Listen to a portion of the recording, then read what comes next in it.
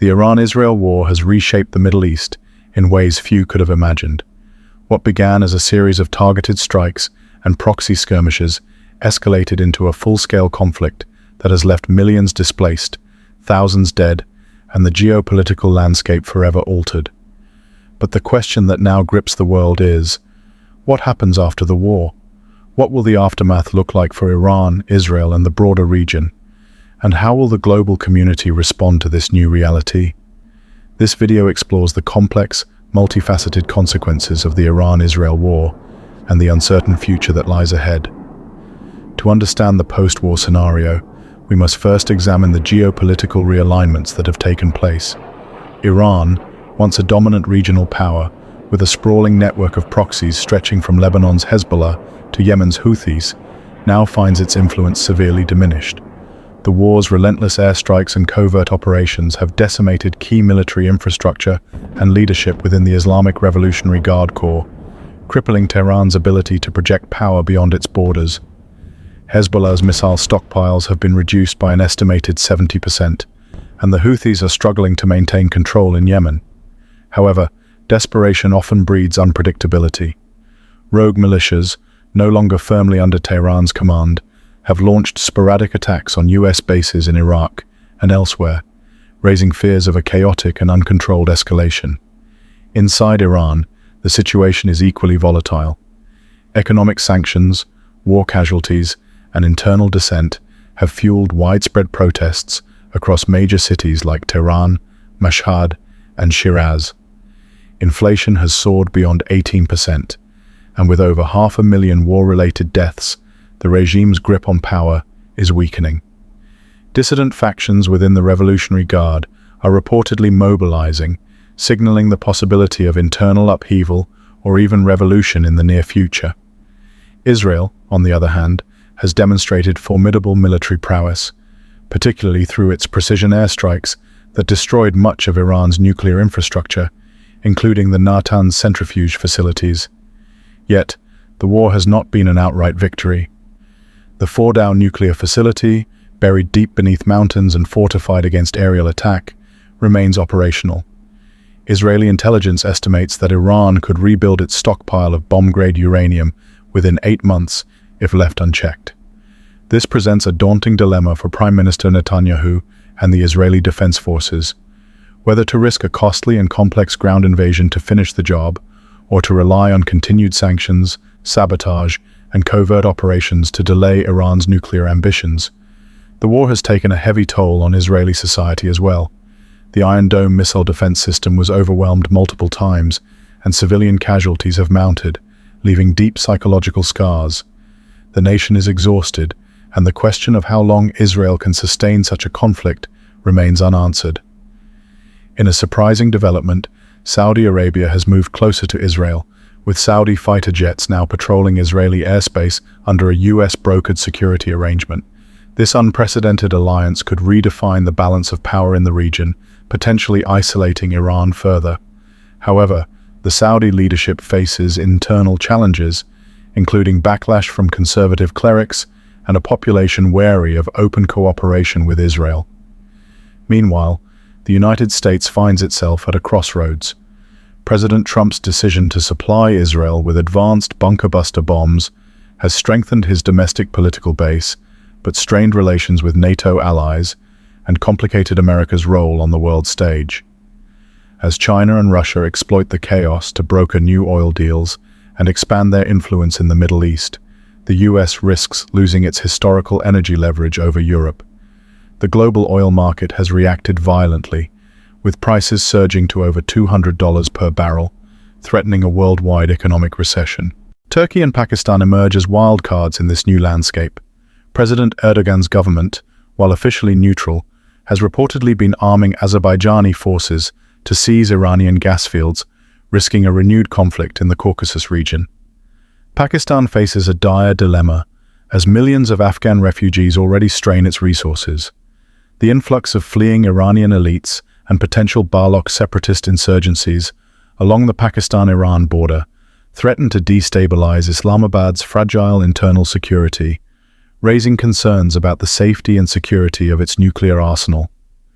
Beyond the geopolitical chessboard lies the devastating humanitarian crisis.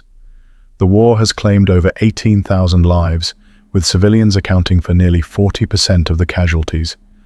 More than 55,000 people have been injured, and over 4 million have been displaced from their homes. The United Nations warns that overcrowded refugee camps and damaged infrastructure will likely lead to outbreaks of waterborne diseases, potentially doubling the death toll by the coming winter. The cultural heritage of the region has also suffered irreparable damage.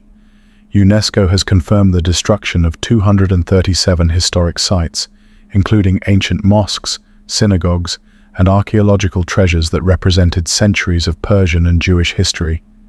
The refugee crisis has spilled beyond the Middle East, with Europe facing an influx of over 650,000 asylum seekers. Greece has deployed warships to block migrant boats, while Italy has enacted emergency laws criminalizing NGO rescue efforts. The European Union's unity is fraying under the strain of this new humanitarian emergency. In the Gulf, a silent exodus is underway. Wealthy Iranians, fearing persecution and economic collapse, have fled en masse to the United Arab Emirates, particularly Dubai. This influx has sparked tensions within the Gulf Cooperation Council, as local populations resent the presence of what they perceive as the enemy's elite. The sectarian balance in the Gulf, already fragile, risks further destabilization. The psychological impact of the war is profound and long-lasting. Studies indicate that 75% of children under 12 in both Iran and Israel exhibit symptoms of post-traumatic stress disorder. Psychologists warn of a revenge generation emerging in the next decade, fueled by trauma, survivor's guilt, and the spread of deepfake videos depicting war atrocities, which could radicalize youth on both sides. The specter of nuclear conflict looms large over the post-war landscape. Although the war did not begin with nuclear weapons, it could very well end with them. Beijing's so-called peacekeeping aid shipments to Iran have raised alarms among Western intelligence agencies, who suspect they contain advanced materials for uranium enrichment, potentially cutting Iran's nuclear breakout time to as little as 6 months. Hezbollah's missing cobalt-60 radioactive material from the Beirut port explosion poses a terrifying threat. It could be used to create a dirty bomb capable of devastating port cities across the Mediterranean. Israeli special forces are reportedly conducting covert operations to locate and secure these materials before they can be deployed. Israel's nuclear doctrine, often referred to as the Samson option, dictates a devastating retaliatory strike if the nation's existence is threatened. Should Iran detonate a nuclear device on Israeli soil, Israel's Dolphin-class submarines are authorized to launch Jericho missiles in response, even if Jerusalem itself is destroyed. This grim calculus underscores the high stakes of the conflict. The global consequences of a nuclear exchange would be catastrophic. A nuclear winter could reduce global rice yields by over 20% within a year, threatening food security for millions, especially in densely populated countries like Bangladesh. Cyber warfare adds another layer of danger. Both Iran and Israel have developed sophisticated cyber arsenals capable of crippling financial markets, power grids, and transportation networks worldwide. The possibility of an AI-powered cyber attack triggering cascading failures across multiple continents is a terrifying reality. Despite the grim outlook, there remain several possible futures, each shaped by decisions made by leaders and citizens alike. Experts at MIT's AI Conflict Prediction Center have modeled 7 scenarios with varying probabilities. The most likely, at 35%, is a prolonged Cold War 2.0, characterized by covert assassinations, drone skirmishes, and a space race for satellite-killing technology. This shadow war would keep tensions simmering without direct confrontation, but would perpetuate instability across the region. A 25% chance exists for the formation of an Arab NATO, a US-backed Sunni-Israeli alliance aimed at containing Iran. While this could neutralize Tehran's influence, it risks igniting widespread Shia uprisings from Bahrain to Pakistan, further fracturing the Middle East. Oil prices would stabilize somewhat as Gulf states flood the market to fund military expansion, but the region would remain a powder keg. A more optimistic 15% scenario envisions a great reset, where the European Union invests $1 trillion in rebuilding the region through green energy projects, transforming former battlefields into solar and wind farms. Iran's oil oligarchs would transition into renewable energy sectors, and former enemies might collaborate on shared economic interests. This path, while hopeful, requires unprecedented diplomatic breakthroughs. At 10% probability lies the unthinkable, a nuclear exchange that devastates the Middle East and triggers a global humanitarian catastrophe. Other less likely scenarios include a proxy quagmire, where insurgencies and counterinsurgencies drag on indefinitely, a diplomatic breakthrough brokered by China and Russia that leads to a fragile peace, and a shift to cyber warfare as the primary battleground. The ripple effects of the Iran-Israel war extend far beyond the region.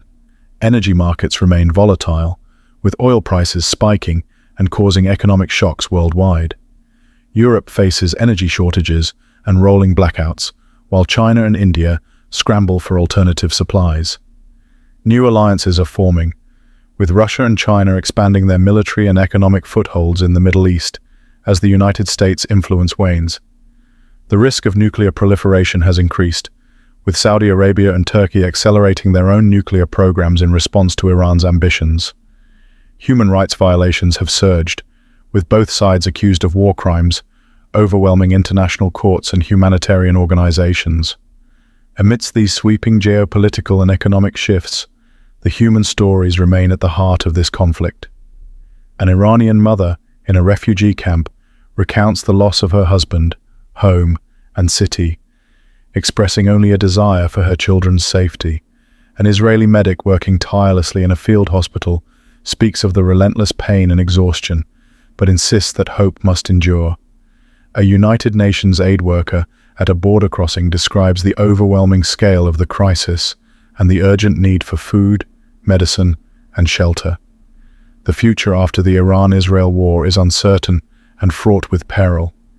Yet, it is also a moment of choice. Will the world double down on escalation and risk further devastation, or will diplomacy and cooperation pave the way for peace? The scars of this conflict will take generations to heal, but the stories we tell and the decisions we make today will determine whether humanity moves toward reconciliation or perpetual conflict. In the end, wars are not won by missiles alone, but by the narratives that follow. The next move is ours. So we're currently, after about 20 hours of working on the site, trying to put together an intelligence picture to understand who was in which apartment, who wasn't home. We've gathered a lot of intelligence and put together a picture to try to figure out who we're looking for, where we should be looking for, specifically in the building that collapsed. We've extracted a few casualties up to now.